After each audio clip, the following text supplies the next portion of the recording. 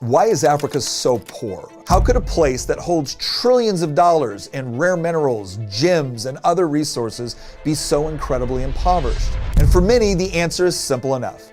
Africa is poor because of the legacy of colonialism.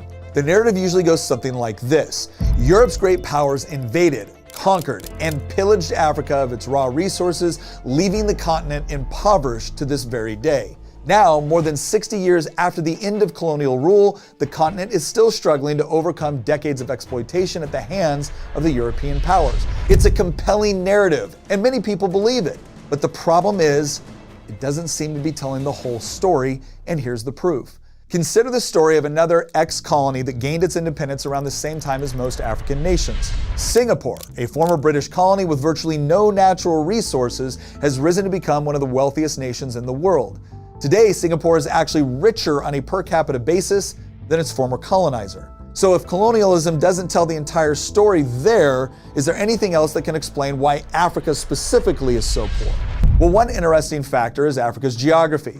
The economist Thomas Sowell points out that bad geography has hindered the continent's development for centuries and continues to do so to this very day. For example, while Europe's long coastline and plentiful natural harbors helped to facilitate a strong maritime trade all the way back to classical antiquity, Africa has had few of these features. In fact, the continent actually has less coastline than Europe, despite the fact that it's much bigger. It has very few deep-water ports, and with the exception of the Nile, none of Africa's major rivers are easily navigable all the way to the ocean. These geographical problems create huge challenges to trade in Africa, but geography is not destiny.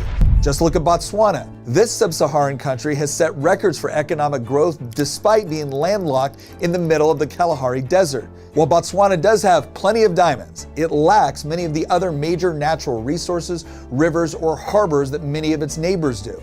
And yet, Botswana is one of the richest nations in Africa with a strong and growing economy. The story of both Botswana and Singapore show that the true culprits behind Africa's persistent poverty has to be something else. Now consider this. In the Tanzanian Constitution in 1965, it discussed the government's role to, quote, prevent the accumulation of wealth to an extent which is inconsistent with the existence of a classless society.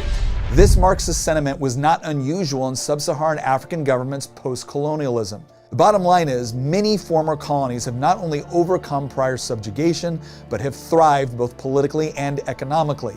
But they all seem to have something in common. Instead of trading colonialism for Marx, they adopted systems which encouraged private property rights while at the same time embracing stable governments which established dependable legal systems and then courted foreign investment. The good news is there is hope for countries still struggling to develop. But history suggests that it will come not only through political freedom, but economic freedom as well.